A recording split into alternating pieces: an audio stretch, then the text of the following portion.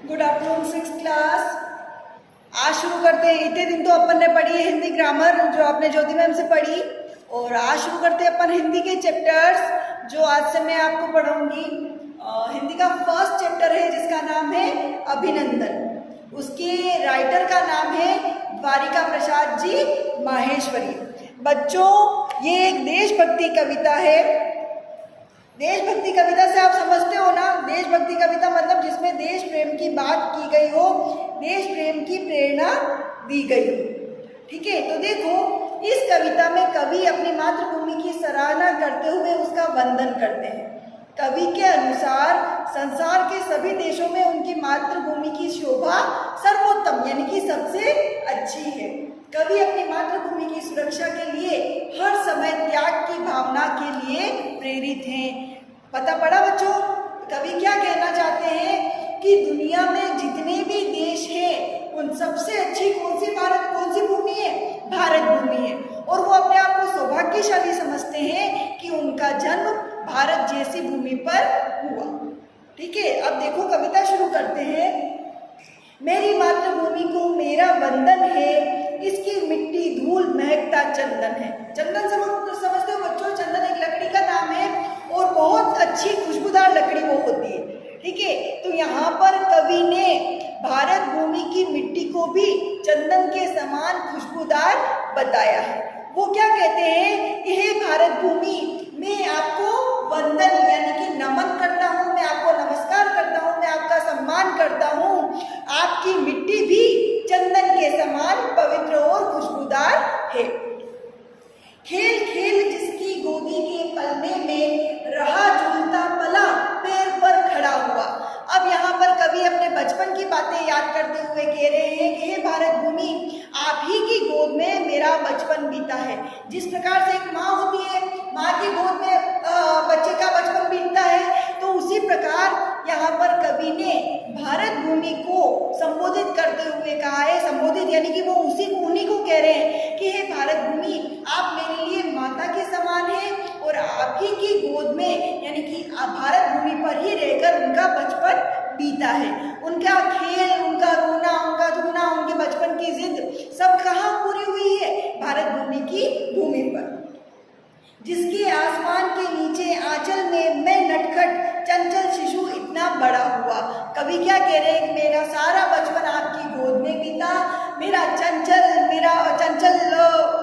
चितवन जो होता है, जो बच्चे की नटखट शैतानियाँ होती है, वो जो भी मैंने बचपन में की है, सारा आप ही की गोद में मेरा बचपन बीता है।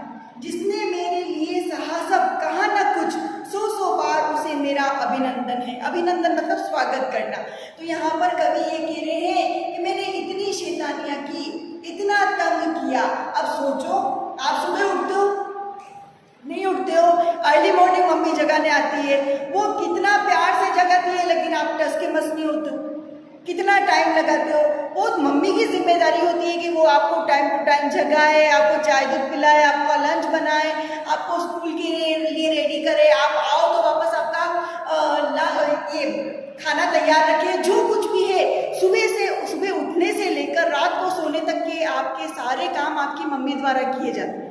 ठीक है, इसके बीच में मम्मी कितना परेशान हो जाती है कि बच्चे उनका कहा काम तो करते नहीं। आप करते हो क्या? आप नहीं करते। ठीक है, तो बहुत बार कहने के बाद कोई एक काम होता है, सब कुछ मार पीट के और या फिर प्यार से, डांट से, समझा बुझा कर, जैसे तैसे हो एक माँ उनका सारा काम करती है। ठीक है, लेकिन फिर भी उनमें कभी यूं नहीं आता कि मैं आपका काम क्यों करूँ? क्योंकि वो एक माँ है। तो इसी तरह से यहाँ पर कवि भी अपनी भारत माता को कह रहे हैं कि आपने एक माँ की तरह मेरा जीवन बिताया है, आपकी गोद में ही रहकर मेरा जीवन बीता है, और मैंने जो कुछ भी कहा, जो कुछ भी आपके साथ किया, लेकिन आपने हमेशा मेरा अच्छा ही किया है। जिस प्रकार एक माँ अपने बच्चों को कभी बुरा नहीं कहती, उसी प्रकार आपने भी मेरी तरफ से सहन कर लिया होगा, लेकिन कभी भी भला बुरा नहीं कहा। इसीलिए मैं आपको सौ बार अभिनंदन करता हूँ। ये दुनिया में देश बहुत सुंदर, लेकिन मेरी मातृभूमि की शोभा न्यारी है। यहाँ पर कवि कह रहे हैं कि दुनिया में चाहे कितने भी देश हो और कितने भी सुंदर क्यों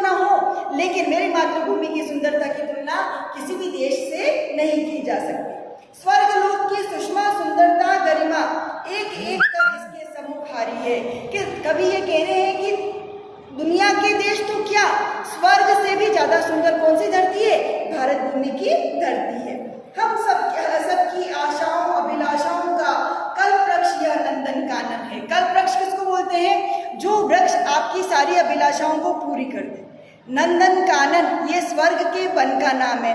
तो यहाँ पर कवि क्या कह रहे हैं कि स्वर्ग से भी ज़्यादा सुंदर भारत भूमि है, और जो जो चीज़ें स्वर्ग में है होती है, स्वर्ग तो मरने के बाद जाया जाता है, लेकिन वही स्वर्ग की सुंदरता, स्वर्ग की गरिमा, जो भी सुविधाएं, सुख सुविधाएं स्वर्ग की होती है, वो सारा का सारा भारत भूमि पर पहले से ही उपलब्ध है। भारत भूमि सबकी इच्छाओं को कल्प वृक्ष के समान पूरी करने वाली है। जब तक हूँ मैं जीवित इस धरती पर, किसी तरह की आँच न आने इस पर आने दूंगा। यहाँ पर कवि कह रहे हैं कि जब तक मैं जीवित रहूंगा तब तक मैं आपकी सेवा करूंगा और आपकी सुरक्षा का पूरा ध्यान रखूंगा। आप पर किसी तरह का किसी तरह की कोई भी आँच नहीं आने दूंगा। बालक हूँ मैं वीर भरत का वंशज हूँ, सिंहों के मुंह फाड़ दांत दिखला दूंगा। आपको पता होगा राजा दुष्यंत और शकुंतला के पुत्र का नाम था भरत, जिनके ही नाम पर अपने देश का नाम भारत हुआ। वो इतने वीर थे बचपन में कि उनका बाल्यकाल ऋषि के आश्रम में बीता था, और आश्रम में जो जंगली जानवर होते थे उनमें सबसे ताकतवर अपन किसको मानते हैं? शेरों को। तो शेर के शावक के दांत भी राजा भरत बचपन में गिनते थे, यानी कि वो कितने वीर होंगे कि शेर के बच्चों के साथ खेल रहे हैं। तो कवि को यही गर्व हो रहा है, कहते हुए वो कह रहे हैं कि मैं वीर भरत का वंशज हूँ, मैं आप पर किसी तरह की आँच नहीं आने दूंगा। मेरे हाथ सुरक्षित भव्य मुकुट हिमगरी और मैं सुरक्षित अडिग सिंधु सिंहासन है।